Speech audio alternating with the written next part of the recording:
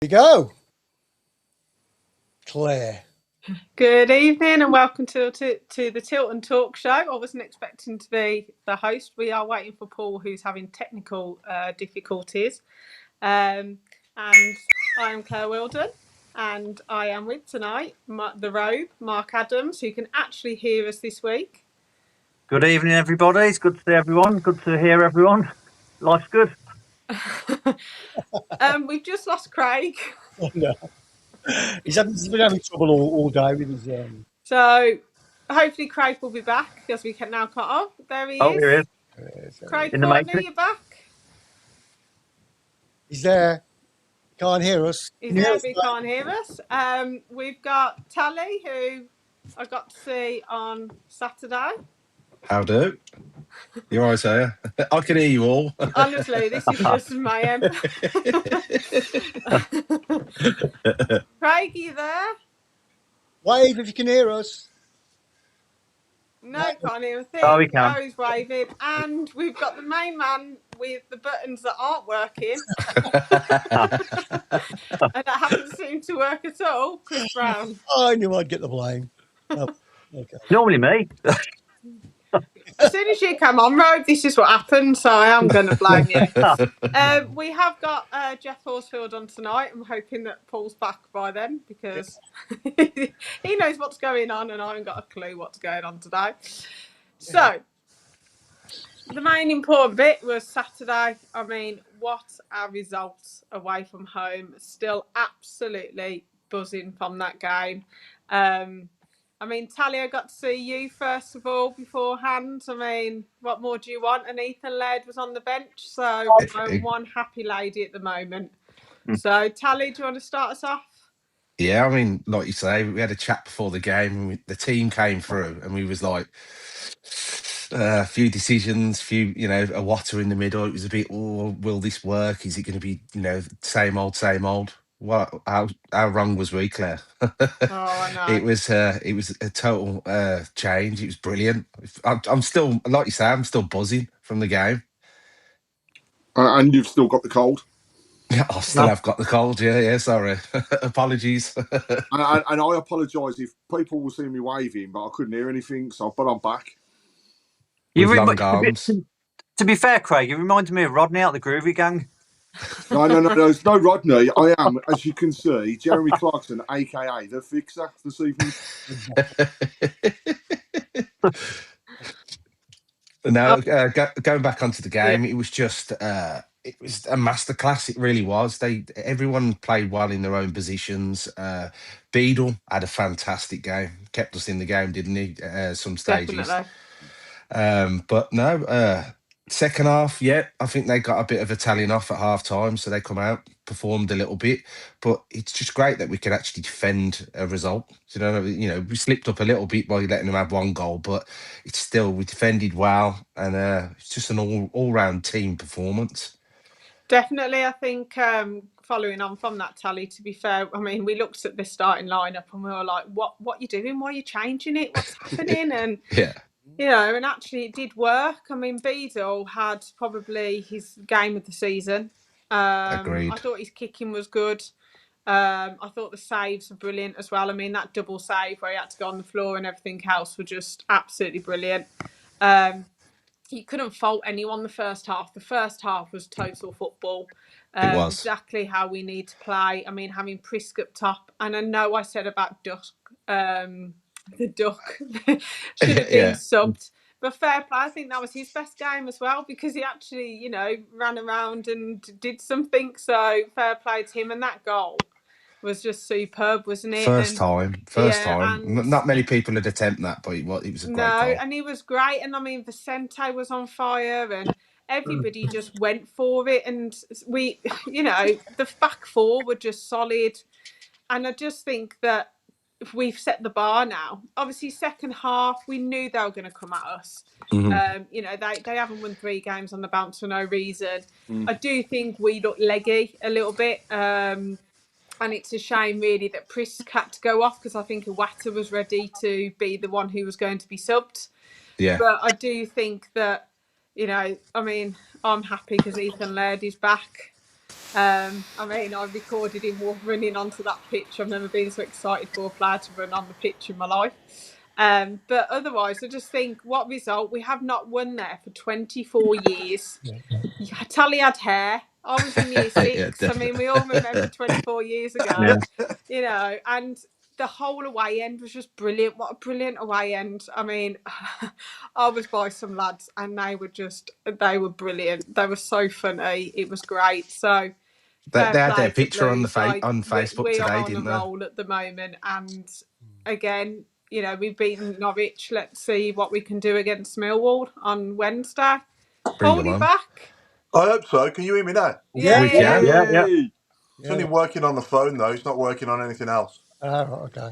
So, yeah, good evening, everyone. Apologies for my lateness. Wasn't my fault. That's what everyone says when they're late, usually, isn't it? Yeah. It wasn't my fault. We just blame the technical person, the man with the buttons. That's who we'll blame, Paul. I know, Well, yeah. I haven't pressed so many links in 5 minutes in all my life. Certainly since I was 18, anyway. yeah, I can confirm it was all my fault. it's all your I'm fault. blameless. It's all your fault. I owned up anyway. Yeah, we'll be joined by the horse himself at 7 p.m. So Jeff will be joining us. How far have you got? Sorry. Did you We were do the just intro, talking Claire? about the game. Did you do the intro, Claire? Yeah, we're sponsored by AMG Logistics, by the way. There you go. Spot that in. I don't know. I was put on the spot here. There we go. Yeah, She did you well. were She thrown did under the well. bus a Did bit very there, well. Claire. So yeah, Tally, I don't know if you've had your thoughts yet on the game, mate, but yeah, I saw that you had a few surprises at the services on the way home. Oh yeah, that was amazing. I mean, don't get me wrong. It took us 5.5 hours to get home. Wow. The A14 got closed when we stopped at the services, and it was just out of the blue. My son said, "Oh, I want to stretch my legs. Can we go to the services?" I said, "Go on then." So we go in there, get something to eat, and then all the players started appearing, and it was like, Huh. there's Panzo, there's Prisk, there's Jay Stansfield. And I was like a kid in a sweet shop. I was like, right, we're getting pictures. My wife went, you can't, you're 41 years of age. Stop having pictures with men. It's just And I went, a number. okay. So I said to my lad underneath mate, I said, right, you're having pictures with all of them. So, they were really, really, really, do you know what?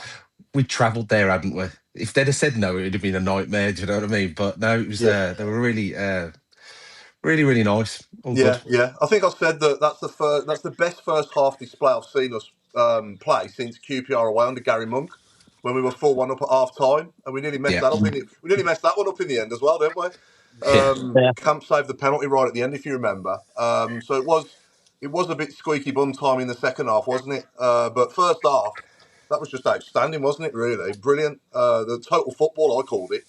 Yeah. Claire said the same. Yeah, It brilliant. really was total football. I thought I was watching like one of my best mates playing FIFA, to be honest, because he's pretty good at FIFA. And I think every single new signing that we've made in January, they're all starters, aren't they? They're all like making such an improvement to the team. It's unbelievable. I mean, Prisk, he's basically, we haven't had anyone like that since Prime Djukovic really up front. No, I agree. Yeah. Yeah, and obviously Big John in midfield gives us that physical presence. I don't know what he's going to do when Pate comes back with Tommy Doyle and Iwata. Who's he going to play next to him? Because there's no way you can drop Big John there, is there? No. He's so cool and calm on the ball. He's brilliant. He breaks things up.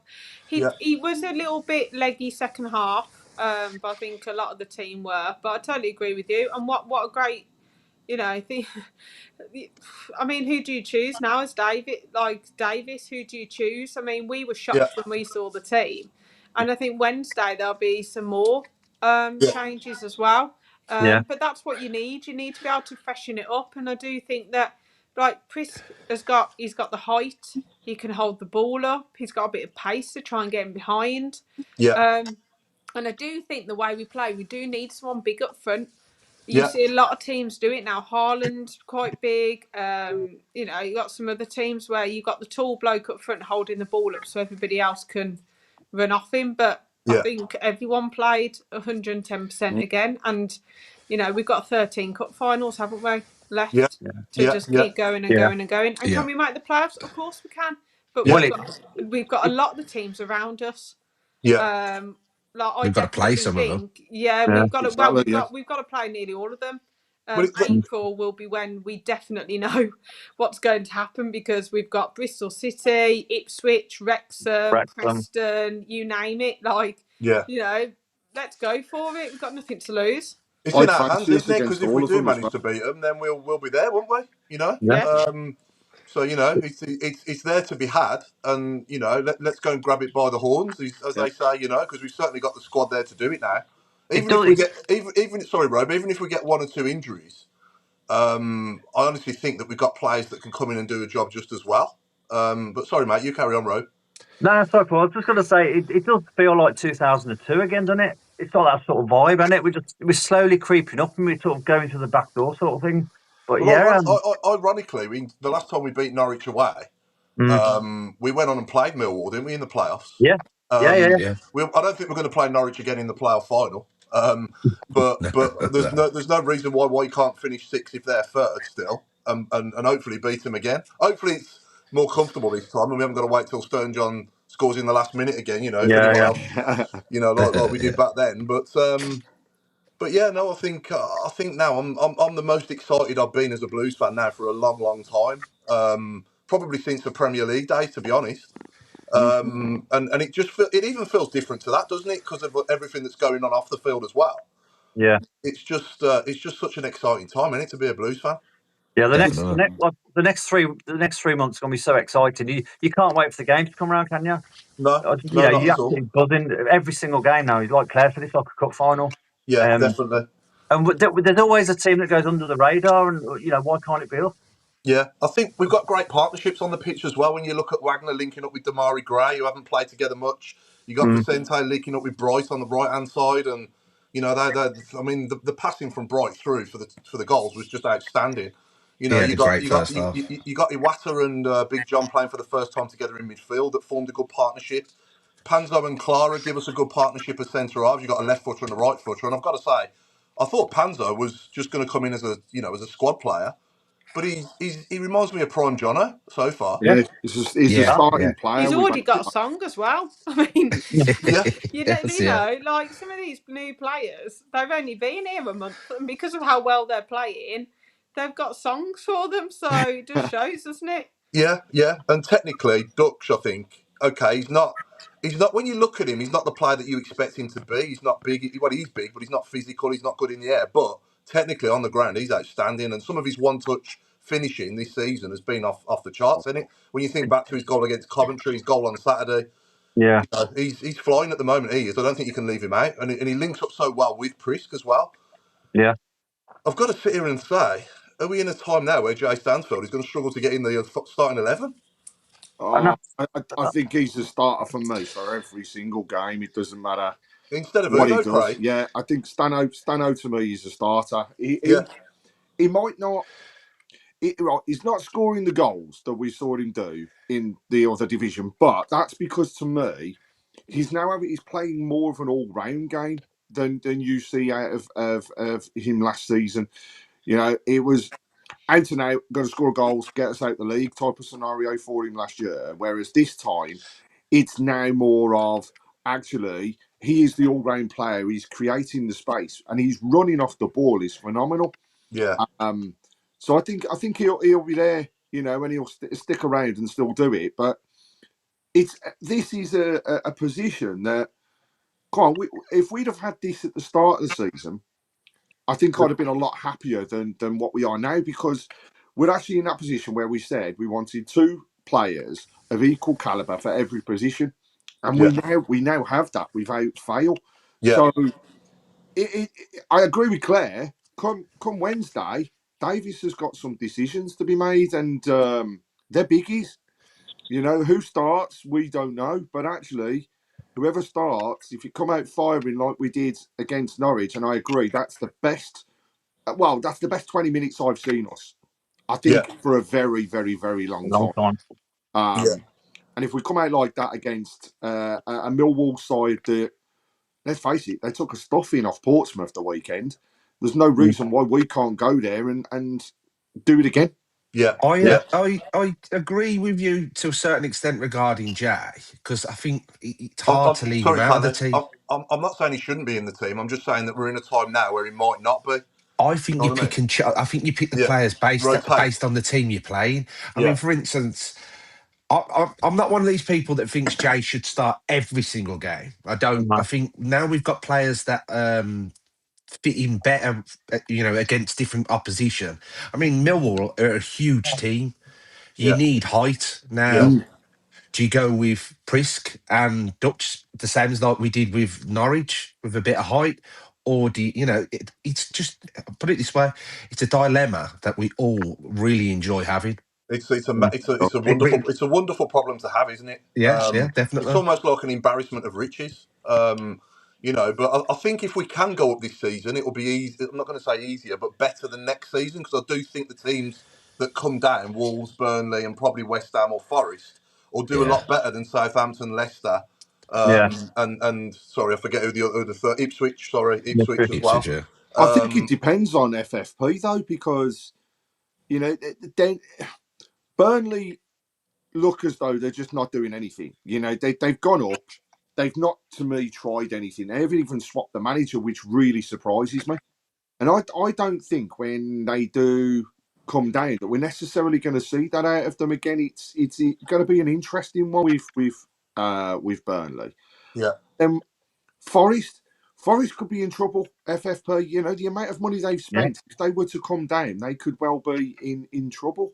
So I think the other thing is the fact, we are looking at this season, where we've only got 3 teams that have got parachute payments, and look what's happened around us. Yeah.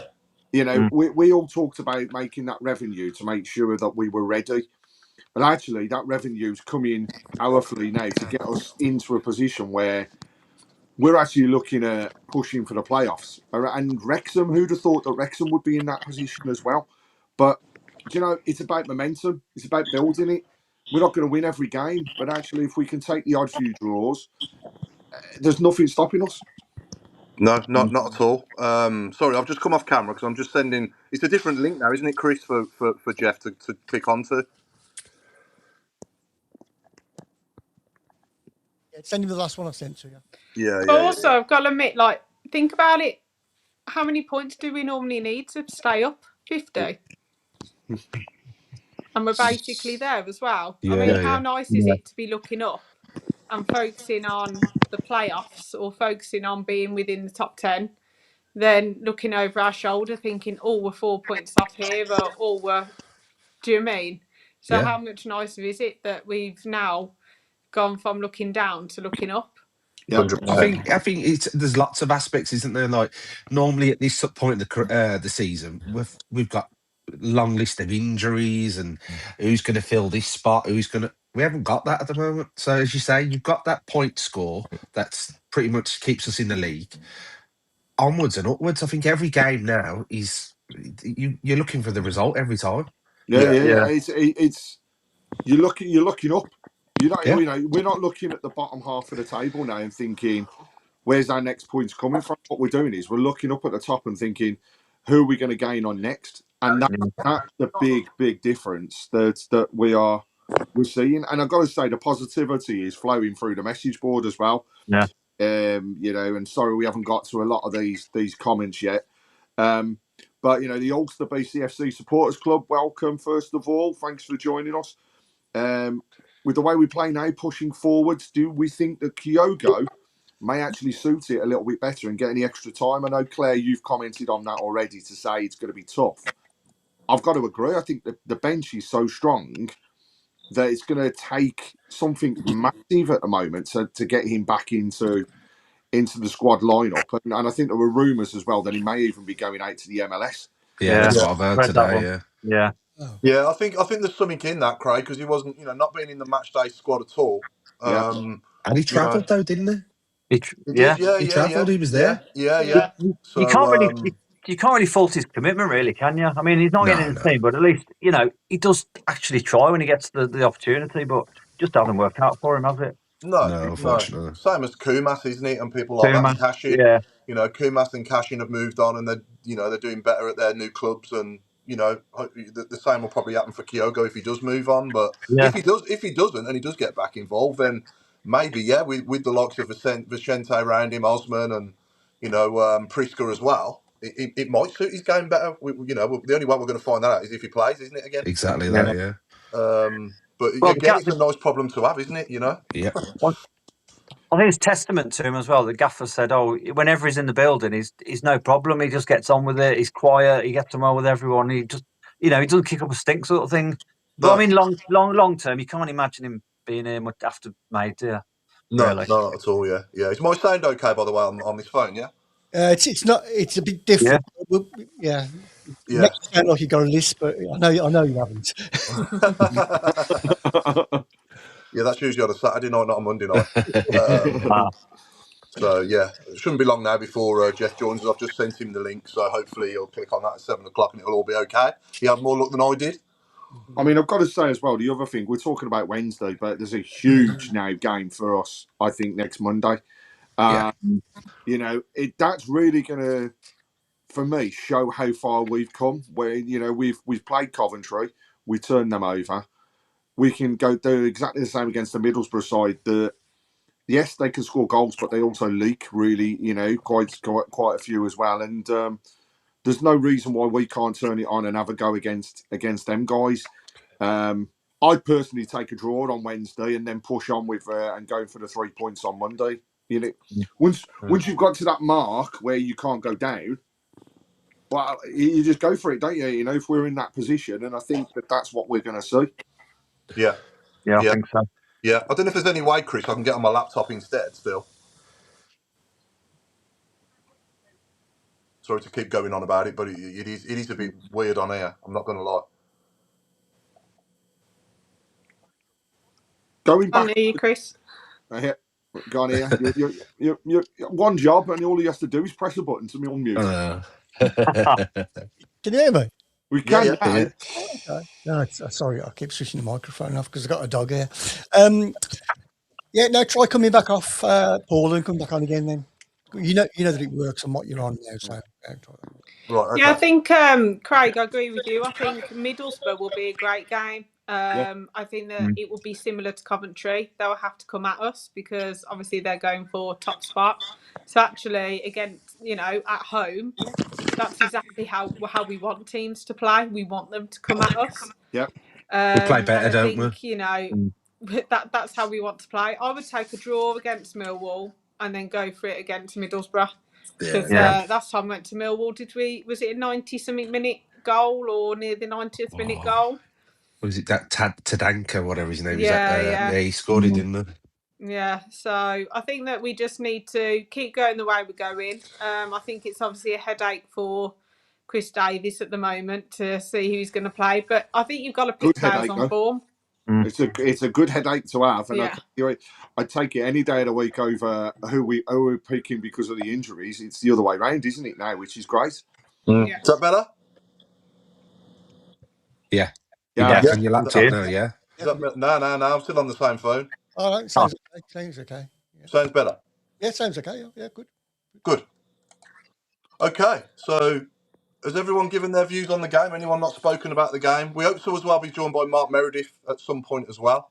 He's trying to dash back to get on with us as well, isn't he? Yeah. So I wanted to mention as well on Friday. It looked like Oppie had a good send off, didn't he, at his funeral? I know Jeff was I know that Jeff was at the wake, so we can maybe find out a bit more about that as well when he comes on. But it looks like they gave him a great send off.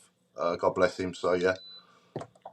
I don't know if anyone knows any more about it than that, really. No, I've just seen some family photos, and they had a good send off. Yeah, absolutely.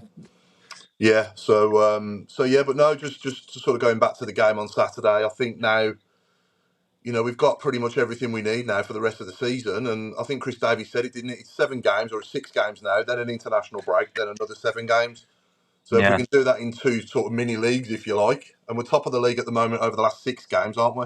Yeah, we are. Form guidance. Yeah, so if we can maintain that for the rest of this season, then there's no reason why we can't finish above 6th, is there, really? We could try and get 5th or 4th or 3rd. I think 2nd's a bit of a stretch now, isn't it? Yeah. I'm not going to get too carried away with myself. No, I think it depends on the rest of it, though, doesn't it? And the way things go, because this league is so unpredictable. Yeah. Anybody is capable of beating each other on their day, and there's absolutely no reason why you can't go on a run and take yourself further up to the point that everybody's beginning to question whether it is feasible. And the way I see it is, it's still mathematically possible, and until it isn't, you've got to have that insight, haven't you? You've got to be thinking, I'm going for it, and I think that they will have that mentality to do that. Yeah, definitely. Yeah. I can't wait to you can't wait, can you? You've got such a spring in your step now going to the games. Yeah. You can't wait to go back down there. But ladies and gents, I'm delighted to say we're now joined by the legend himself, Mr. Jeff Horsfield. How are you, mate? Hey, I'm going to take these off to make me look too hi, intelligent. Jeff. How are you, Horse? You all right, mate? Yes, I'm all good, mate. Yourself? Yeah, all good. Can you hear us loud and clear, yeah? Yes, I can, mate. No worries, no Perfect. worries. Thanks for Perfect. taking time out to do this, mate. It's much appreciated. Nah, no worries, mate. So, yeah, how's it going then? I was just talking about Oppie's send-off, mate. You was there on Friday, weren't you? Was you at the... Yeah, I was, mate. It was a fantastic send-off for him. Unbelievable. And you could just tell how well he was liked. I didn't realise he was that popular with the Blues fans. Obviously, he was a massive, massive Blues fan as well. And the stories, I was with Mick Hartford and Blakey and everybody were there. So Tony Courton as well. So there were some new players like me and Debs, but all the old school as well, mate. So it just showed how much he was cherished by everybody. Yeah, absolutely. Yeah, and a good few drinks as well for him, I guess. Oh yes, a bit too much for me and Debs. I think we got to 20 Guinness. I'm sure we did. 20? What, between you or each? No, that were each, mate. Well, I think Debs is about 17. Oh, wow. So we had a good one, but all the players stayed till the end as well. So we had a good afternoon. It was a good catch up, to be fair. It's sad circumstances, we know, but listen, he had a great send off. So you used to have feed the horse and he will score, and it's now feed the horse and he will fall. No, I'm not that bad, mate. Yeah, I'm not that bad. So yeah, I want to take it back to the start, mate. Obviously, I know you was a bricklayer to start with, weren't you? Yeah. And then obviously talk us through how it went about for you from sort of laying bricks to obviously putting the ball in the back of the net. And when was you first spotted as a footballer? I started at, I think, about 10, 11 years old, under 11s. Just started playing in my local leagues. And I did really well at that age. I'd never played football in the playground, everything like that. And it was just something to do. My dad took me down to a club called West Green, under 11s. And I just started playing. And I played I think it was my second game. I come on as sub the first game, scored about 3 or 4. And then my second game, I think we won about 16, 17-0, and I'd scored 8 or 9 goals. And I did this every Saturday morning for about 6 or 7 games. And I'd scored about 70, 80 goals. It was madness. Absolutely madness. So then the under-12s manager asked me to play Saturday afternoon, and I still did really well then. So I was scoring about 5 or 6 then. So then the under-13s manager on a Sunday morning asked me then to play. And then I did well there. So I was playing Saturday morning, Saturday afternoon, Sunday morning, Sunday afternoon. I was playing 4 games in a weekend, which I played for about 6 months, and it took its toll on me, if I'm honest. And I had to cut a couple of teams out. And then I went on to play for Barnsley boys and South Yorkshire boys. Had trials for England, but wasn't good enough. I didn't feel I was good enough anyway. And then went to a club called Athersley Rec. That's the club I donated £25,000 to, so they could apply to the lottery to build a stand and some floodlights and everything like that. Yeah. So I think they're in about the 10th tier or something like that. So they don't pay them, but it's like a community club and things like that. So it's really good. Yeah. So yeah, going back to that, I played for Athersley Rec at 13, 14, 15. Had trials for Barnsley, Huddersfield. I was good enough to get an apprenticeship, but my face didn't fit at Barnsley at the time. Don't ask me why. They took somebody else on that weren't as good as me, and that's me personal thinking about it. But it was just one of those things, and I went into non-league. I just went into non-league, mate. Halifax, was it? Yeah. No, my first debut, believe it or not, which not a lot of people know. I played for Scarborough when I was 16. Okay. I went into played for Athersley Rec against Scarborough first team, scored 2 goals, and they asked me to play Northern Intermediate. It used to be called, I don't know if you remember, Northern Intermediate. So it was Newcastle, Leeds United, they were all the northern clubs, and that were like under 18s. Played in that, and I made my first team debut at 16 under Ray McHale, kid from Barnsley, and then got released after 12 games. And then that's where my odd carrying stroke bricklaying took its into fruition. To be fair, And this is sort of early to mid 90s, is it? Yeah. that was 73, yeah. So 73, 90. So that was 1990, and then Yeah. early 1991, 92. I went Witten Albion, not Ray McHale, fullback Ray Ranson. Ray Ranson, yeah. Ray Ranson took me to Witten Albion, which I didn't realise he'd play for Blues until I think he were up there a few weeks ago, wasn't he? Yeah. So it'd be nice to see him. But then had a really good season at Halifax. We got promoted to the Football League, and then after about 11 games in League 3, Kevin Keegan took me to Fulham. Yeah. The rest is history after that, then, isn't it? Yeah, loved it. I loved me time. And there's always the stories. It's like I went from like Brick Lane, odd carrying on a Tuesday night, signing for Fulham on a Thursday, scoring against Walsh on the Saturday, and partying with the Spice Girls on the Saturday night. So it is madness. It's absolutely crazy. My life just changed just in an instant. Yeah. And I guess at Fulham at the time, you obviously had Mike in nets, I guess. Yes, or Mike Taylor. Yeah, that's where they first met Mike, and we'd got people like Philip Albert, Peter Beardsley, Paul Bracewell, Chris Coleman, Kit Simons, the Welsh internationals. Yeah. So we've got Steve Finnan, who played for the Blues as well. Went on to win European Cup. So we'd got a good team, and we were in League One at the time. So we'd got a good, really good team. Yeah, and you sort of just grew on from there. And then was it John Tiggener after Kevin Keegan then? Because Kevin Keegan... Yeah, well, no. Kevin Keegan took the England job. Oh, yeah, that's right. Signed in October. He took the England job in January. And then Paul Bracewell took over for that remainder of the season. Okay. We got to both quarterfinals of the FA Cup and Carling Cup. Yeah. And then finished a point outside the playoffs, and they sacked him, which I thought were a bit naughty. And then John Tigana come in that following pre-season. And that was when you came, obviously, then to us. Is that right? Yes, I played for Fulham against Blues, if you remember. At St. Andrews, where I scored 2 goals. And John O don't like me saying it, but absolutely bullied him and battered him, which we always speak about. And I got sent off, and Stan Lasridis put one in the top corner in the last minute, and it was 2 apiece. But I only heard that after I'd walked down that hostile bit of the pitch, getting everything abused and hurling at me. Yeah, I remember it well. Yeah. And I guess that atmosphere that day, though, that's sort of what made you sort of live a memory for Mate, it. That's the main reason I signed for Blues. It really was.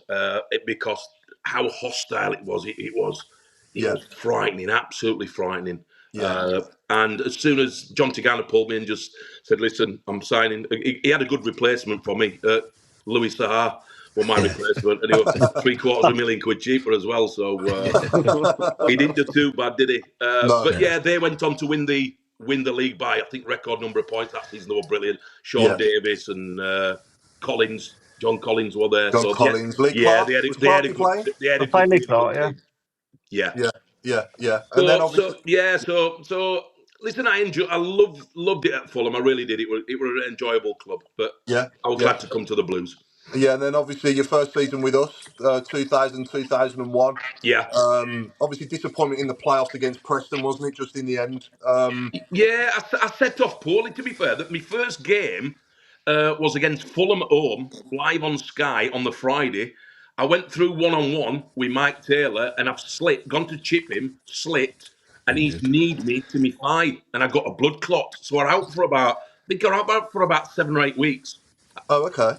First game, I did all pre-season. Well, that was absolutely fit as a fiddle, and that's what happened. So it set me back, and I didn't really have a good season. The only good thing about that season was getting to the cup final, the Ipswich game. Yeah, the Ipswich game was just unbelievable. I didn't play well in the league. I was trying to catch up on my fitness all the time. So I was playing a good game, 3 bad games. So I don't think Blues fans got to see the best of me the first season. Sorry to interrupt. But that night against Ipswich, though, will leave a memory forever, really. You know what I mean? The brace you scored that night. People ask me, what's the best atmosphere? Is it Villa at home? Is it Villa away? Is it the Carling Cup final? No, it's that Wednesday night at St Andrews. Yeah. The players were absolutely bouncing. Yeah. I love that atmosphere. I really did. Amazing game. Do you remember that? Do you remember that, Claire? Yes, I do. Sorry, just to let everybody know, Birmingham City women have got Manchester City women at home in the home in the quarter-final of quarter-final. the FA Cup. Oh, what a draw that is! What a draw that is! Brilliant. That's a good. We should get a good gate for that, shouldn't we? Oh yeah, 100%. They will bring a lot of fans to that. That is a brilliant That's draw. brilliant. They've got a good That's away exactly support, what we them, haven't they, needed. Man City, for the Yeah. women.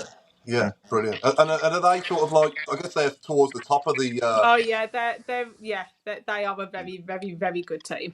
So it's a bit like the men. It's a bit like the men drawing Man City now as well. Would you say? Yeah. 100%. Like that. Some of their players are just internationals all the way through. Yeah.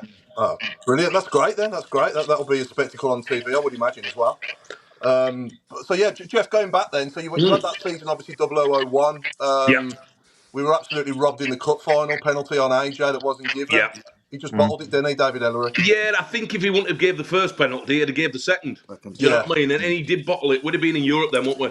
Yeah. Which would have been absolutely madness. And I think we held us on in that game. Listen, I know they had a lot of possession and great goal from Robbie Fowler, it was. But I think we held us on against a team that were absolutely flying. But it was just one of those VAR. We're in Europe, aren't we? VAR, we're in. 100%, yeah.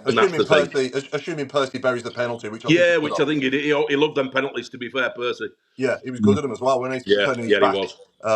But going back to the Ipswich game, we've had a comment from a certain Martin Granger, just saying he's going to say he beat me for pace, isn't he? He is, yeah.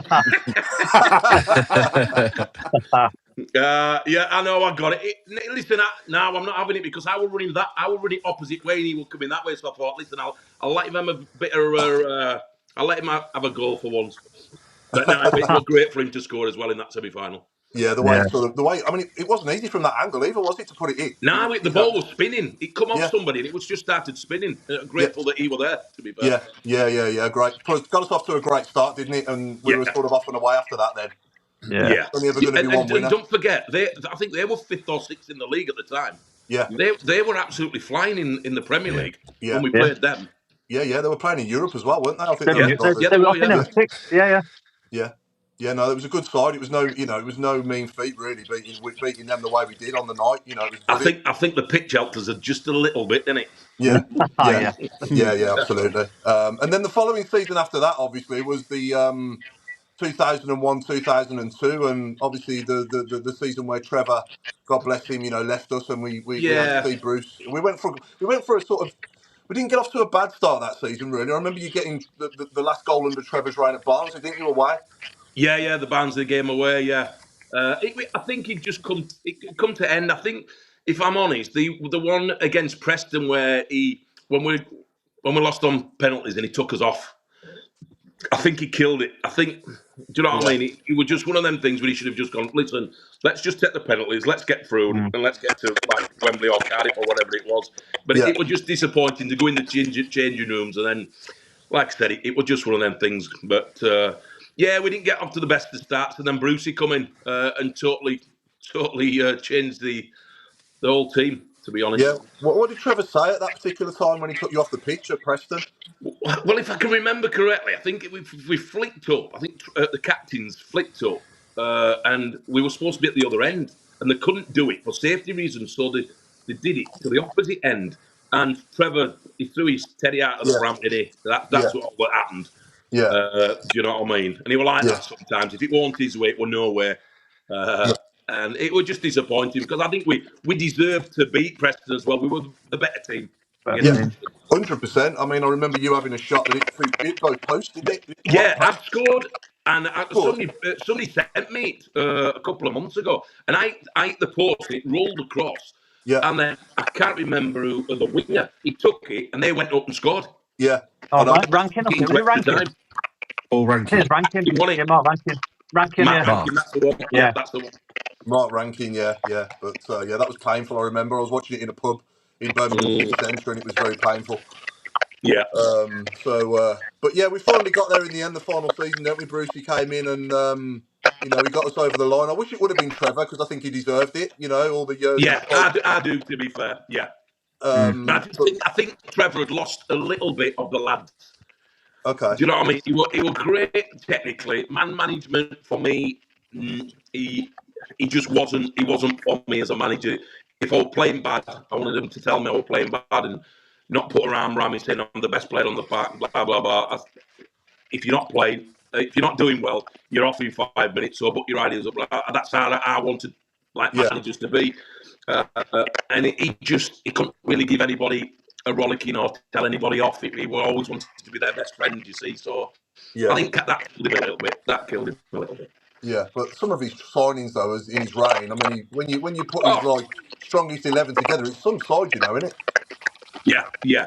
And I don't think we were all like worldy players. I think we were just hard working, like Skip. Everybody talks about like Sav coming in and David Dunn coming in and players like that. And don't get me wrong, they're good players and they played at the top, but there's nobody as good as Martin O'Connor in that championship season. No, he was phenomenal. For not on the pitch and off the pitch. Do you know what I mean? When we didn't have the ball and when we had it, he was frightening. He was absolutely scary. Times as a fan as well, you know, to sit there and watch that team play. And I'm starting to get that sort of feeling back now with this squad we got now as well. You know, it's starting to feel like the good old days a little bit again, and you got that spring in your step to go down there. And I know you're down there yourself a lot. You know, this feels totally different, doesn't it, to anything before, really? So the last 2 years, 18 months, 2 years, I stopped going down because the atmosphere had gone. It was just, I'd watch 5 minutes and go, I can't watch this. And I'd be in the boozer. Because I'd rather be in the boozer with the lads because I just couldn't watch it. It was frustrating how some players couldn't pass the ball 10 yards.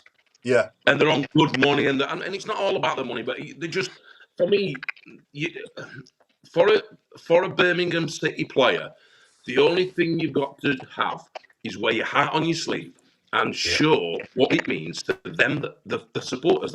Most probably every club, but more or less for me, Birmingham City, because that's all you've got to show. That you can give 100% if you're having a bad game.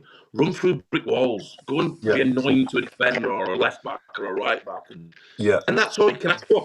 Yeah. And I think that's why a lot of fans are dear to the team that got us promoted, because they could rely on us every Saturday at 3 o'clock. Yeah, 100%. And then we finally get over the line in Cardiff. One of the best days of my life, Darren Carter putting that penalty away. Obviously, we always talk about that Darren Carter penalty, but if it wasn't for your equaliser, obviously it never would have happened, would it? No, that's it's just one of them things that I seem to, all that through my career, Paul, I used to score important goals. And luckily for me, I think before the Cardiff, the Norwich game, I think we were unbeaten in 12, 13 games. We went on a really good run. I can remember scoring against Sheffield United to secure the playoffs. And then, obviously, the Millwall, the Oblitebly, go on tackle without his boot on and things like that. That just set us up. For us to go in Cardiff, I wish it had been at Wembley, if I'm brutally honest, because I never got to play at Wembley as a player. Yeah. 2 appearances, they were both at Cardiff.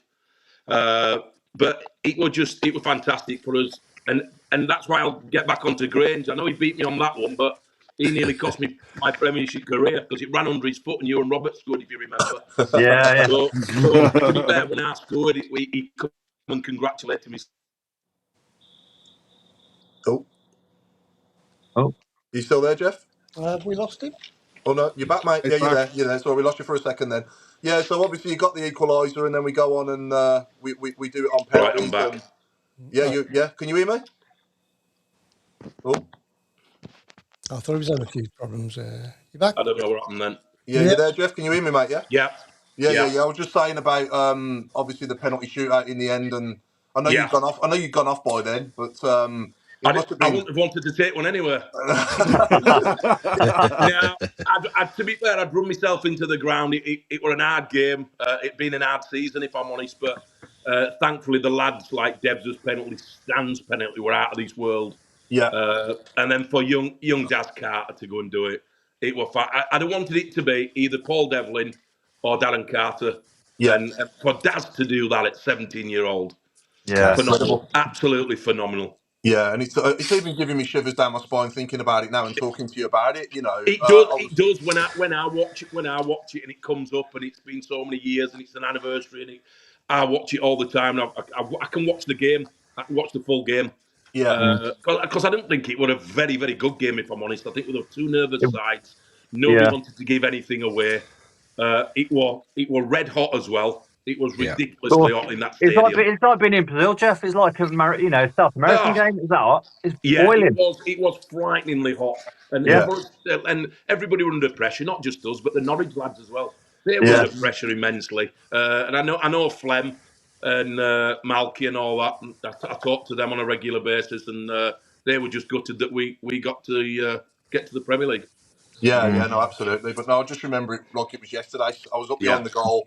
Yeah. When I had someone around me had to tell me that if Darren puts this in, that's it, sort of thing. And I was only playing pool with him in the Sedgmere literally a month before. Because my dad used to drink with his dad at the time. Oh, right, yeah, his dad's a top man, to be fair. Yeah. So, no, it was amazing and so surreal for him to do that. You know what I mean? And, and then we go on to the Prem, obviously, and I'll quickly go over your season with us in the Prem. I mean, what memories they were, eh? I mean, that night against them up the road, that Monday night. Yeah, it was. And funnily enough, the 3-0 home game that we did in September, that was my first ever Premier League goal, believe it or not, which were fantastic for me, especially to score against them as well. Jesus Christ. It's something that you always dream about, scoring in a derby. And thankfully, I did it home and away. Which were nice, believe me. I can see it now. I mean, it was Alpine, wasn't it? He passed the ball to you by mistake. Yeah. And then I shut him down, come across him. You put it. I missed it. I meant to put it into the corner, I think. I remember. But they all count, don't they? And then the incoming one when it went under his foot. I can remember seeing you sort of jogging back and just glancing over. Well, I thought he was going to pick it up, or I thought he was just going to boom it, obviously. And then I've just heard everybody shout. And to this day, and I've watched it back 100 times, I still don't know if he touched it. I think it was his reaction that why they gave us the goal. I'm sure it is. Yeah, but no, what a night that was. I was just standing there and feeling the floor bouncing underneath me. Yeah. It's not rubber, Yeah, it was unbelievable. And then just to go on and do them at their place as well. And it must have been some feeling, Jeff, to score. Tell us about the feeling when you scored at St Andrews in the derby, and then obviously at Villa Park after that. Believe it or not, again, I was sub both games. Bruce had dropped me both games, which I was disappointed about. But the second game, I wasn't so bothered because I like winding the Villa fans up. Me and Debs were both subs, and after about 10 minutes, we knew we weren't going to go on after 10, 15 minutes. We went, come on, shall we have a warm up and have a little bit of fun? And they were all banging behind on the dugouts as well. So we went, yeah, come on, and we got everything thrown at us: bags of crisp, pies. Oh, we got absolutely slaughtered. And obviously, the new Debs is like he's from Birmingham as well, so he got a little bit of more grief than I did. But it was enjoyable. It was that was electric as well at Villa Park. What was it like going in goal and keeping a clean sheet? Yeah, that was another one as well. It was surreal. Again, it was either Nico had gone off and we'd used all his subs, so it was either Matty Upton going goal, I go centre half, or I go in goal and Matty stays at centre half. And we were 2-0 up anyway. They were down to 9 men because Big Dion had got sent off and Good Johnson. So I think there were about 13, 14 minutes left. But I can always remember Benno's not the biggest lad in the world. I'm twice the size of him. My hands are twice as big as his. My shoulders are. And like, I've got his shirt. I've put his shirt on. And it's like 3 sizes too big for me. And then I put his gloves on and I'm bending my fingers. I'm thinking, I felt like Kenny Everett. Do you remember Kenny Everett with the big hands doing that? Yeah, in the church, yeah. Yeah, in the church. I felt like that because they were that big, his gloves. And I said to him after, I said, how come your gloves are so big, Benno? I said, I'd want them tight. He went, nah, that's how we have them when we have it, because they have all tape on the fingers. Keepers they're a different breed. They have the fingers taped up and everything. It was surreal. And to be fair, I think I only made one little save. I think we had 2 or 3 corners against us. But yeah, it was good fun. The only regret is, I wish it had been at the Alt End.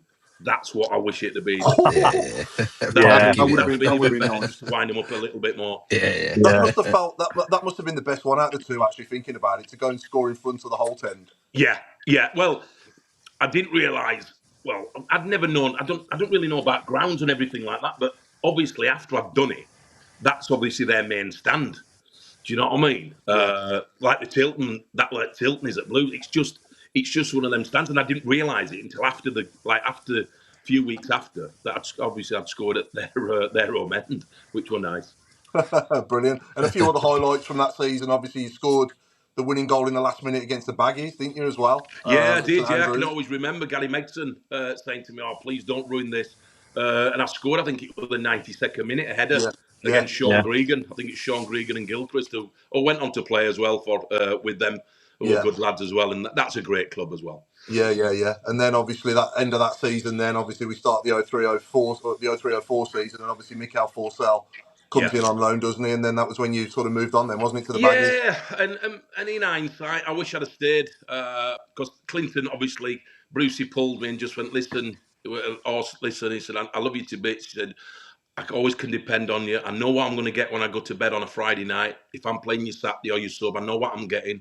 You don't throw your Teddy out of pram. He said, but you're not going to be playing most games. I said, well, I need to go away and think about it, Gaffer. And I did, and I just didn't. I was 32 at the time. I didn't want to sit on a bench and pick money up, and I just wanted to play football. I started a career late, I turned pro mainly full time at 24, 25. So I'd only got 10 years at it, and I wanted to play as many games as I could. So he just said, "Listen, there's a few clubs interested in you, but Nick Eden had gone to Wigan." Went to speak to Paul Joel, and it were an up-and-coming club with people like Jimmy Bullard, Lee McCulloch, and players like that. So I decided to move up the M6. Okay, I didn't realise. I thought you went to the Baggies after us. But No. I signed 3.5 year contract. I was there. Did I play 14 games? 14 or 15 games. Scored 11 or 12 goals for them, something like that. And we played against West Brom. Wigan were second. We were second. West Brom were first. And we beat them 1-0, and I scored against Griggs and Thomas Gard. And we went top of the division. And Megson pulled me and said, "Oh, I hear you travelling up and down the M6 with Nicky." And he said, "Do you want to come and sign for West Brom?" He said, "I'm going to put a bid in tomorrow morning." And I went, "Yeah, I'd love to." And then that were it. 3 days later, we're at Baggies. Brilliant. Yeah. No, that's great. Craig, should we come on to some fans' questions? Yeah, and I think some of them have actually already been answered by the horse. So there's one which has really intrigued me, because this will obviously mean something to you rather than me. But Sean Foster has said, Pete Goodlad or Lou Whitehead, who was the best to play for? Who was, sorry? So he said Pete Goodlad. Oh, Pete Goodlad. Or Lee. They were the Aversley Rec and West Green. They were both absolutely fantastic. But when you're a young lad, you just want to play football. So I think working under Pete Goodlad at Aversley Rec, I think it was mainly because they threw me into a team. I was 13-year-old at the time, and it set me up because that's what made me an aggressive player, because they were 23, 24-year-old blokes, and they kicked 10 lumps of living daylight out of me. And they wouldn't say sorry. They wanted me to kick 10 living daylights out of them. So it made me aggressive that way, to be fair. But I enjoyed my time playing in Barnsley as a youth player. I loved it with everybody. And Richard Percy has said, obviously, now that you've retired, he's seen that you've done many things. Yeah. But did retiring change you as an individual? No, not at all. I think because coming from non-league, having to work as a bricklayer and a hog carrier, it didn't change me at all. I tried coaching with Mickey Adams at Port Vale, did 18 months, 2 years there, didn't enjoy it at all. Actually, I hated coaching. I know people say it's a substitute for football. For me, it wasn't. And for me to go back working and doing properties and doing things like that, now it didn't come as a shock to me one little bit. Are you still got? I take it the Jeff Horsfield Foundation still. Yeah, I ain't done a lot since lockdown, mate. To be fair, we all restricted. I've still got the houses and everything, but I try to do what I can, like charity wise, and try to, like we do the former Blues games and that. I'm too overweight now to be playing. My hamstring keeps popping because of my belly, I think. But I still go down. I still go down and support the lads and all that. And Tom Ross has got a lot to do with it, and all the other lads. But the team that we've got now, Jesus Christ, I went to the last one. Dukey played. Curtis Davies played. Guards played. Friggin', we'd have beat half at Birmingham City Reserves. Yeah. Unbelievable. Unbelievable. Yeah. Any more, Craig? Yeah, so Julia Goddard has said, what do you think the biggest achievement in your footballing career actually was? Oh, I think turning professional. I had some fantastic times. Obviously, Blues and West Brom. I love Fulham. I played for three great managers, and there were, apart from Brucey not being in England international, I played for Kevin Keegan. Then I played for Paul Bracewell, played for England. Then I played for Trevor. Yeah. Then I played for Brucey. And then I played for Brian Robson. So for me, Wow. as a non-league player and a working class miner's son from Barnsley, for me to make it from, I always call it the Dog and Duck FC, all the way to the Premier League and making my debut and playing Premier League football, I've got all different ones, to be fair, but I'm proud of what I've done, but I'm also a lucky lad. I worked hard, but I had some luck on the way as well. I've got a question from Chris Baker. What was your best and worst stadiums you played at? Best stadiums, believe it or not, I've got a soft spot for Liverpool. I'm a bit of a Liverpool fan because I was born in '73, and I started liking football 1980-81. So my hero was Ian Rush and Kenny Dalglish. I adored them. I had every shirt going. I had the boots, and so I just loved them. So I think Liverpool, Anfield. I love playing there. One of the worst ones is Stoke and Crystal Palace. I either always got sent off or I never scored. So, and I think that comes with both. I think because I didn't score and I didn't get chances, that I got You got sent frustrated and tried to kick everything that moved, so I got sent off. Actually, yeah, I've got a question from me. Actually, did Christoph ever introduce you to Zidane? No, we were gonna, and I lost touch with him. I was absolutely gutted. But I wouldn't have looked good on their yachts, would I? A Barnsley bricklayer with them. Yeah, I was gonna say, yeah. We ain't going to be doing keepy uppies, are we? Or if we are, I'm off the end on the yacht. Tally, you got any questions you want to ask Jeff? Do you know what? No, I'm starstruck. He's my favourite player. So yeah, don't be daft, mate. Yeah, give us some of your memories then, Tally. Some of your favourite moments, and you know. I'm just going to put my phone on charge because it's going to go 2 seconds. Yeah, okay. Okay. Yeah, give us. Obviously, I'll take it. It was at the 2002 playoff final. Did you stay over? Do you know what? I wasn't. You wasn't. I never went to that game. That's not a true fan. You were too busy. I know you were too busy in Starsky and Hutch, then, weren't you? Yeah, definitely. Yeah. You want to see a picture of him, Jeff, in 2002? He looks like bloody David Soul. Them were the days. I remember watching the Worthington Cup final in Florida, of all places, in an Indian guy's Irish bar from Birmingham. You couldn't call it, could you? But no, it just. I say the Villa games for me. You'll never ever forget them Villa games. No. Like as you say, you're from Barnsley, mate, but you are a blue nose. All day long, man. I've got blue blood. I always have. Everybody goes to me. How come it's Blues? How come it's Blues? I can't specifically say one thing. It's just the fans, 100% that fact. But it's just, I think it's where we're treated after we've finished as well. 100%, yeah. They treat us at Fulham, West Brom, and I love my time at West Brom. We had the lads. I played with Steve Watson, Kev Campbell, Kieran Richardson, Zoltan Gira, some Robbo, Chipmunk as I call him. I played with Robbo there. And I had some great times, but it's just something about the club. And I'll be honest with you, we don't do it with every player. It's not like every player doesn't become a legend. It's selective, and you were selective for what you give to us. Is it not strange that most of the players, like Mike Taylor, they all seem to stay around the area? Yeah. Don't they? Yeah. Even the newer players as well, like your Harley Deans, they're all still local, aren't they? They're still local, aren't they? Yeah. What was that game on Sky, Jeff, when you called Robbo Chipmunk and then it stuck, didn't it, with David Prutton for the rest of the programme? Yeah, because I was doing an interview and I were only doing a little bit. and our pitch side. I've been in the bar for 2.5 hours, right? So I did about 5, 6 pints, 6 pints, maybe 7. So I maybe just written them. They go, "Oh, you're going on now?" And I went, "Oh my god, I forgot." And they said they were going to ask me these kind of questions. I thought, "Oh my god!" And I totally went off on a different way. I don't even think I answered the same questions. And I called him Chip. I've always called him Chipmunk. He always got jet black hair, but he's always got grey in it. But you know, he's a top fella. We roomed together at West Brom for 2 years, and we had such a laugh. I wish, obviously, he's the same kind of player as Grange, isn't he?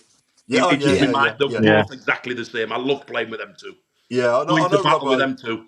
Yeah, I know Robbo quite well myself as well, and yeah, you're quite right. He's an absolute pleasure, isn't he, to know? Robbo's a top fella. Jeez, I've got some stories. Me and Robbo's have got some stories between us. Believe it.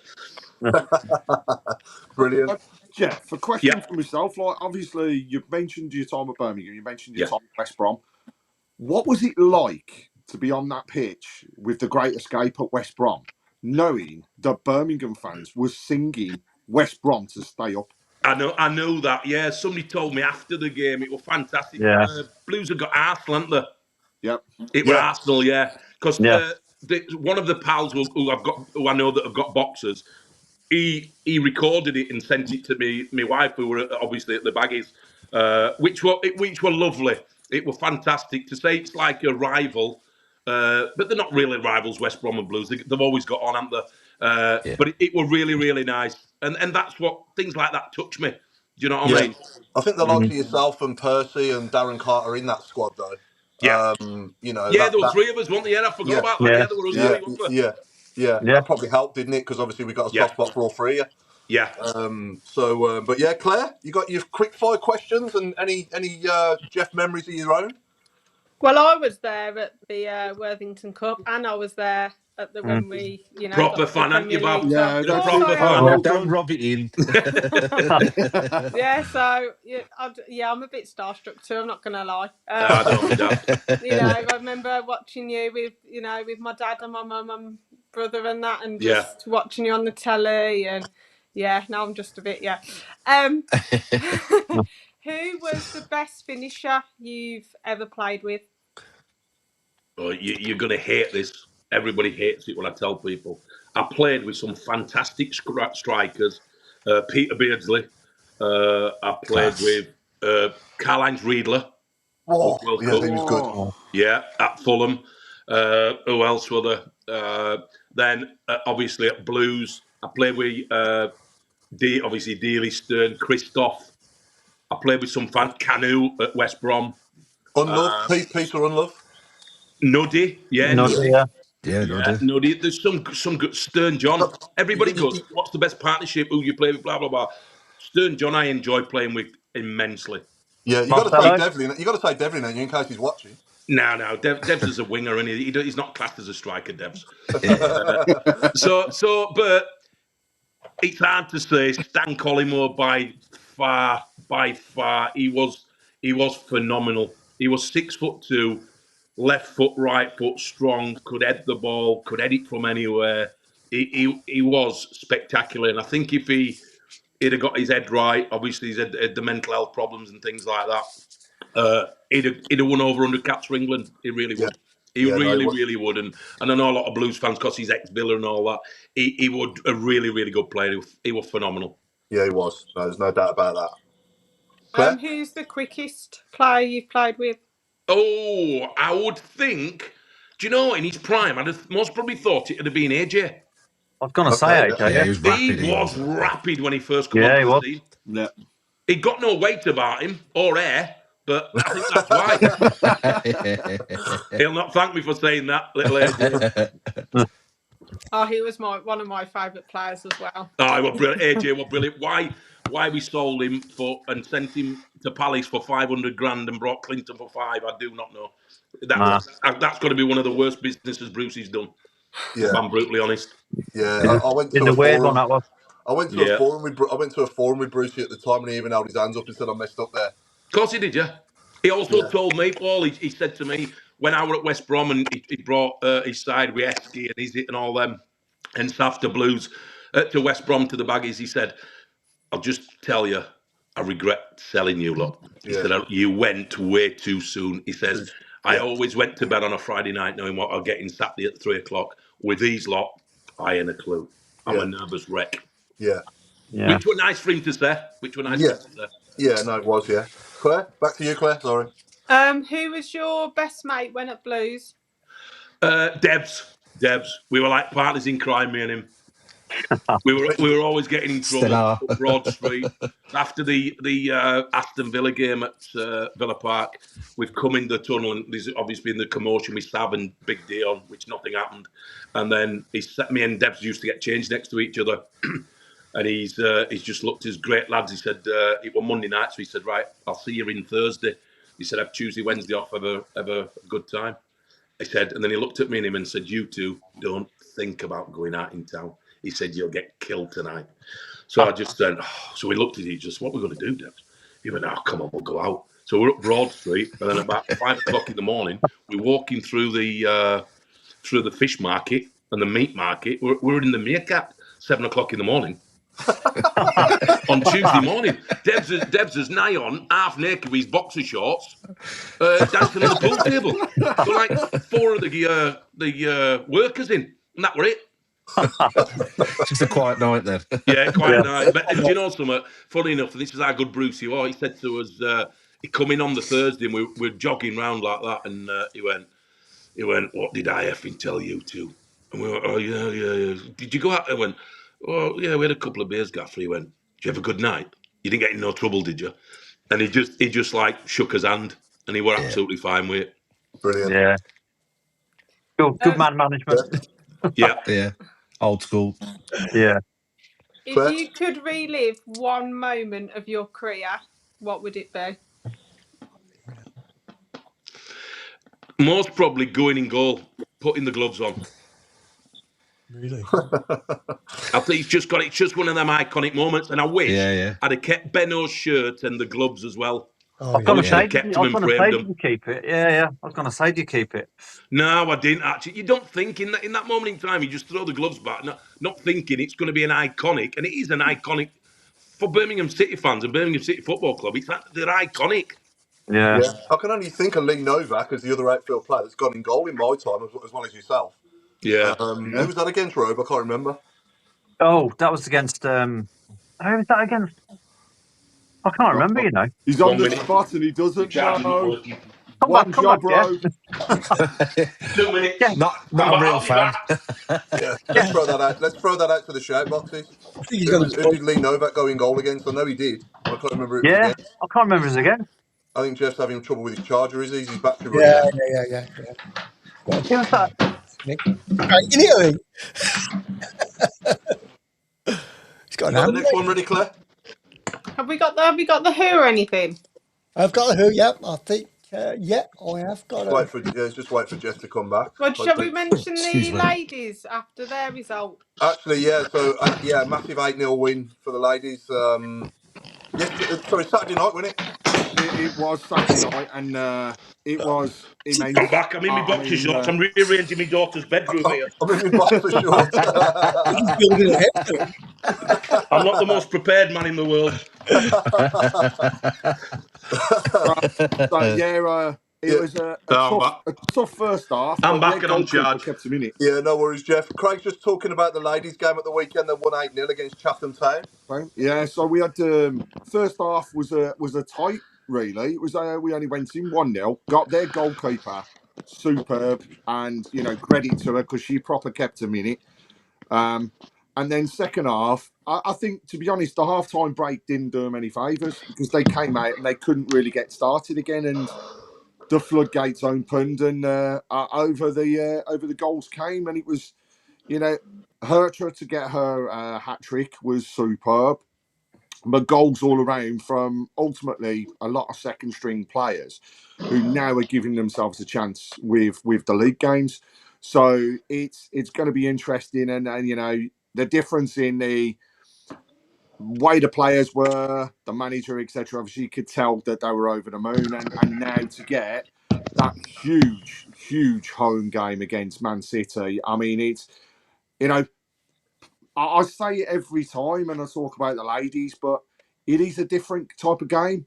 But please, if you can get down there, come and see Amy and the girls because it's absolutely brilliant. So it may be a different atmosphere, but hey, you can have a bevy in the stands. You can't do that for the men's. You can sit down and watch a decent calibre of football, and also let's face it, when it's Man City, they're going to have the big names down there as well. So we'll get as many down there as they possibly can. But more importantly, international break now, and then straight afterwards back into the league, pushing on to secure that promotion spot so that next season we're not talking about playing the Man Cities in the FA Cup. We're talking about playing them in the league, and that's what we all want. But it was a great day. Chatham, I'll give them their due. You know, 3.5 hours worth of travelling, and they brought a couple of hundred fans up, and it was superb. They did really well. Coaches and minibuses in the fan park, and they really enjoyed themselves. And there aren't many fans that can come to the ground and wear a high-vis cone on their head to tell the story about what they actually do. But it was interesting to get to know that as well. And credit to their fans for the travelling. Shame we had a few that were a bit silly after a few too many lemonades, should we say. But, hey, after that, it was all fine. And Jeff, I've just had a text from a person who said, please stop talking about going out after the Aston Villa game. Otherwise, the solicitors will be in touch about slander. Brilliant. Yeah, so what we're going to do now, Jeff, is we're going to play someone talking. And it's someone you played with, and we want you to tell us who it is. Go on then. I hope he played. Well, he was there roundabouts. You know. Chris is thinking, damn, he never played himself. And as the eldest child, I felt like my job is to look after my brother and sister. And that feeling of frozen with fear. You hear it? No, it's something that still now I got a shiver down my spine when I talk about it, because I remember it like it was yesterday. Okay. And not being able to defend my family, I found really uncomfortable. It took me ages to kind of deal with it, the process of talking about it. And I hadn't spoke about this until probably a couple of years ago. So it's something that I bottled up for. No, I didn't want to work. Who was the quietest? Then it was him. We'll try that later then, shall we? Should we go? Didn't speak much. You might as well tell us now, Jeff. Who was the quietest at the Blues? Oh, God. Do you know something? The ones that we got promoted with, there weren't very many. I'll tell you who was the quietest, Damien Johnson. The silent assassin, we used to call him. Yeah. Lovely kid, and you'd want him on your team and in a battle because he could mix it a little bit, but he was a good player. But he were always really quiet, headphones on the coach. Didn't really speak to anybody. Nice when you spoke to him, but he just kept himself to himself. Yeah. The funny thing is, our viewers can hear the who, so they're saying, "Come on, keep guessing." We can't hear it. It was in fact Curtis Woodhouse. Yeah, Fraser Higgins actually got that, Chris. I know, did just come through on the board. Oh yeah. Okay, we'll go for the barn. It's oh god, here we go. So we're going to show someone's trim now, Jeff, and you got to tell us who that is. All right, right. Let me put my glasses on. Jesus. I might be able to make it a bit bigger, actually. Oh, can you make that a bit bigger? Oh, God.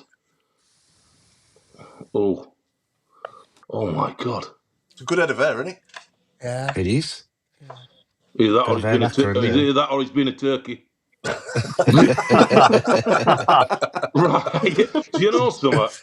Oh, no, I can't get it. No. Go on. Anyone else? I hate quizzes. Is it? Are we having a go? Yeah. I can't get that. All right. Is it Stephen Clements? No. No, we ain't got nowhere, Clem. He was the tardy player, wasn't he? Yeah, good. Another good lad and good player. Yeah. What position? I can't get that. It's not Kenny Cunningham, is it? No, he ain't got nowhere either. He was like shredded wheat. That was his nickname. Yeah, he's shredded wheat. Shredded wheat. Is it Nico? No, it's not Nico Vasson, is it? Oh, is it? Cool. That's a good shout, that. No. That was crap. Rubbish. What position?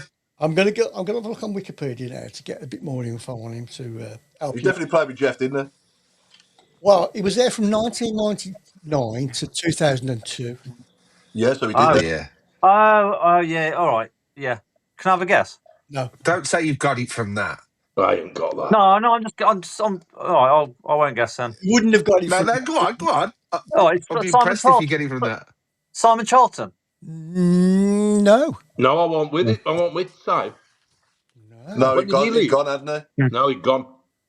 Had he? Yeah, he'd gone. Yeah. Yeah, Oh, he's gone. his last appearance for us was in the Tesco carrier bag shirt, wasn't it? The season before Oh, he got signed. That's about Yeah, 2000. Yeah. he actually had 85 appearances. That's a good effort from Paul Bennett there. Jamie Clapham. Oh, it is. Yeah. Yeah, it is. Jamie's It class. is. Yeah, I Yeah, was it going to is. Yeah. say. Clappers. Good effort, but no. It's No. not. No, It's not. well, it does look like his head. Yeah, no. Yeah. He's Yeah. full back to push on and all. I think I've probably squashed it down a bit. That's probably why. Hang on. It's more like this. Oh, That helps. right, That's a big out, that is. I bet that really Who helps. is that? That doesn't help one bit. Yeah. That's hard. What, That's an Chris? hard, isn't it? Yeah. What year was it, Chris? So 99 to 2002. So What Dom position, Taverner though? said, Oh, is it it's not Steve David Vickers? Holdsworth, is it? It is. Well done. Oh, mate. yeah. Wow. Good Yeah, shout. yeah. Oh, I thought that was Reg, it's Reg. Red, yeah. Good one. Yeah, that was good. Yeah, good There one. you go. Yeah, Yeah. Good one. That was. Yeah, he wasn't a bad player either, was he? yeah, he Nice. was quick as well. He was rapid. Yeah. Mm. Yeah. So, Well done, Yeah. Paul. Well done. Well done. Good one. Good yeah, one. I do just come out with these random things sometimes that are useful. Now and again. Actually, going back to the 01 Cup final, Jeff. You know, Yeah. they put Holdsworth on the bench. Were Yeah. you like all shocked when he did that? Do you know something? I can't really remember. Do you know? I know it sounds selfish, but I were only bothered that I were playing. Yeah. It was just one of them things. The footballer sometimes you've got to be a bit selfish. I can remember him putting on. I know he left Gilly out, didn't he? He did kill out That was completely. hard, Yeah. yeah. He left, and I did feel sorry for him because he was distraught before the game and after the game. But to be fair to Gilly, he didn't let it bother him too much for the lads because he were a proper team player, Gilly. Yeah. He were a proper team player and a proper nice lad who I've always got on with since the day I signed. He's always been a good friend and still is. But for him to leave him out and tell him, he didn't even tell him in his room or anything. He told him getting on the bus as well, which were a little bit naughty. He pulled him to one side before he got on the bus. And he played in most of the games, Gilly. Yeah, he did. Played all in around. all of them, didn't he, more or less? Yeah. Yeah, because John McCarthy was out. One more question, Jeff. Sorry, Yes, one more go on. question. Do you know anything about the bust-up between Trev and David Burrows? No, I don't know. Because apparently I've not even heard of a bust-up. Because there's a thing going around that Burrows had a row with Trevor before an hour before kickoff that he wasn't a subber and all this lot. So I just wondered if that was true or not. Oh, do you know something? I cannot remember that. I cannot remember that at all. So I don't know. I don't recall that at all. I can always remember me and Trevor having a bit. Me and Trevor had a bit of a bust up when I, going back to the Fulham game when I got injured. I'd been injured for about 6 or 7 weeks, and I know this sounds a bit. Jesus Christ, you used to be a working class lad. You should know how it is 8 o'clock till 5 o'clock and this like that. But when you get to football, you get spoilt where you're in the gym and you're home at 1 o'clock. Well, I was in every day from like 8:30 with John Price, the physio, from 8:30 till 5 o'clock. 8:30, swimming, trying to get fit as well, obviously. And I'd done about 6 weeks, 6.5 weeks, solid training and in and out and treatment. And the lads were away on an away trip, and they left on the Friday. And I said to John Price, he said, "Oh, see you. You've been with the physio, the youth team physio, on Saturday morning, 9 o'clock." I went, "I'm not coming in." He went, "No, you've got to." He said, "You'll get me in trouble." I said, "John, I'm telling you, I'm being honest with you. I'm not coming in the weekend." I said, "I'll be back in Monday, and I'll be training with first team." "Oh, don't do this to me." So obviously they've gone. I ain't turned up Saturday. And I ain't turned up Sunday because I've either gone back up north or I've gone out and gone out with lads. because I just said enough, but I was fit enough, and I know I was fit enough. So I thought, right, I'm gonna have a bit of a blowout, and then I'm gonna play Monday, train Monday. Sorry. So I've got in, and Price has come to me. Said, "Oh, you've killed me. You've absolutely. It's shown that I've got no authority." I said, "Price just said I'm not bothered." I said, "I'll go and see Gaffer." He said, "No, Gaffer wants to see you now." So I've gone in to see the Gaffer, and he's gone. He's gone, and then God bless him. I love him to bits, Trevor. And he's gone, Jeffrey. He said, "You've let me down." I said, "Right, can I stop you, Gaffer? Can I stop you? I've had a blowout the weekend, right? I'm fit to train this morning. I'll be fine." "Oh, yes, but I've got to show authority, Jeffrey." He used to call me Jeffrey. There's only my mum calls me Jeffrey, and that's when I'm in trouble. And he's gone, Jeffrey. He said, "Listen," he said, "I'm going to have to fine you." I went, "No, you're not." I said, "You're not fining me." And he went, "I am. I'm going to fine you a week's wages." I said, "Well, I'll tell you what, you fine me a week's wages, and I will not come out on that training picture." I said, "I'll never play for you again." He went, "Oh, right. Right, what about £1,000? I went, "Gaffer, no chance. I'm not being fined." I said, "I need a blowout." So it got down to 50 quid and a bottle of red wine and an handshake. And I went, "Yeah, that'll do, Gaffer. I'll see you later." And I did train, and I scored on that Saturday as well. I Which think, was funny. That wouldn't happen these days, would it? Nah. I think Devs is watching now, Jeff. He's just put a comment saying shocking behaviour, Horsfield. Tell him he brings me down, that man. Oh, brilliant. There's also another comment that's come in that said, "Thank you very much for the kind words. Loved you as a teammate and a bloke overall. We're in a similar journey from non-league, sorry, to when they were playing. There was only one difference, Jeff, and you were on 5 times the salary, and that was from Jerry Gill." Oh, give over, Gilly. I were on 10 times more, not 5. Yeah, because you was the record signing, weren't you, when you signed from Fulham? 2.25 million at the time. Yeah, I was, which were a lot of money. It was not a lot of money in 2000, to be fair, wasn't it? Yeah, it was. Yeah. Did that bring any sort of extra pressure on your shoulders at the time? No, not really. Coming from Fulham to Birmingham, the thing that played me a treat, Karen, David Gold, and Trevor, they took me to the ground. They never took me to Wast Hills, the training ground. Or said I most probably never signed, and I'm being honest there. When I went to Wast Hills when I first signed, it was horrific. Yeah. It was shocking. There were 3 or 4 showers working. We had to go across to the golf place, the driving range, for a sandwich. There were no salad and pasta. It were bacon sandwiches, chips, fried chips, and everything. So it wasn't the most professional football club when I first signed. Okay. But they were getting there. They were changing it and developing it and everything like that. But it wasn't what I expected. It was like going back to Halifax. I went from Halifax to Fulham, where everything were laid on a plate for you and everything were brilliant. Then going back to Birmingham City, which were a little bit disappointing, but we got there in the end. It was a lot better by the time you left.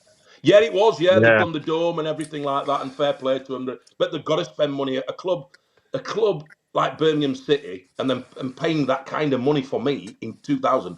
They should have had more or less the training ground set up and done. If I'm honest, they're a top championship club, Birmingham, and obviously we got into Premier League as well. So it needed something. Yeah, tell us a funny thing that you can remember at Blues, like between the lads, that you're able to tell us about. What springs to mind? Debs will remember if he's still watching. I can always remember him and Sav used to room all the time, right? All the time. And he'll have most probably told you. And they're like the Pink Panther and Kato. They'd be playing jokes on each other, running around and just fighting on the bed naked. And you'd be thinking, what are you doing, you weirdo? Go and have a game of cards or something. But you could always hear them. But we'd got some proper good lads. But people like that, Ian Bennett, he was absolutely funny kid, Benno. Absolutely funny. But we'd got some characters. We'd got some proper characters in that changing room. Which I loved. Yeah. No, we've heard some great Benno stories on here as well from a lot of the lads. We've had Benno on who's told us as well, and Grange. Yeah. Benno himself obviously as well. So yeah, it's just great times, isn't it? As a player, I'd imagine, and a fan, And hopefully, like as a fan now, and we're watching the games now, just outside playoffs, and why we shouldn't be going for it. we've a great chance. If we keep the momentum up, I'm not into all. And I know it's all about possession football and all that, but there's always an end goal as well, which sometimes we need to mix it up a little bit. I love Chris Davis, but sometimes I think stick it up to Dux on his chest and let him turn and push up that way instead of a lot of tippy-tappy football. But who am I to say? He's got us promoted from League One, and hopefully he'll get us promoted to the Championship, up into the top flight again. Yeah. And who stood out for you so far this season? I love the left back, Wagner. Yeah. I love him. He's a typical 15 years ago player. He loves the tackle, doesn't he? Yeah. He's another Granger. He's a Granger. Yeah, he's a great. As soon as I saw him first time, he went straight through something. I went, it's Granger all over. It's Robbo. Exactly the Granger, same. Robbo. But the game's changed. I want more of them kind of players, but managers don't coach players into that way. Stand on your feet. Don't be tackling. Jockey, you're told not to tackle now, and it's right, because it's yellow card for a silly little push or a little foot in. It's a yellow card and a red card on your second defence. Yeah. And since you've retired, who would you say in a blue shirt has reminded you of yourself the most? I would say Duke, if I'm honest. Yeah. I would say Duke. He didn't have pace like me, but he could hold the ball up. He scored important goals. And a good team player. And I've met him a couple of times since he's retired and he's a genuinely nice fella as well. Yeah, so, lovely fella. Yeah, I see a lot of me in him and a lot of him in me. Yeah, we've had him on as well, to be fair. He's a good lad, isn't he? Yeah, great episode, Yeah. Anyone got anything else quickly before we wrap up? Just going back to Duke, he's never scored against the Villa twice. That's the only thing. Difference, isn't it? He's only done it once. And he knows that. I think we're there, Paul. Yeah. Anyone else quickly? Tally, Claire, Robe? No. No. All good. Everyone just quickly, good? Horse, Jeff, quickly. Hand on heart, do you think we'll get into the playoffs? I think we've a great chance. I don't want to tempt fate, so I'm not going to say us. But I hope we finish above Wrexham. But I want to say us. I don't know if it'll be good if we get promoted this year. I'm 50-50. Are we ready? But obviously, it's a lot of money, so why not go up? Do you know what I mean? And see what we can do. Look what Sunderland's done now. Look at the Brentford. You look at Brentford and Brighton as football clubs, and they're still like feeder clubs to the big clubs, but they're still in the top 6, 7, 8.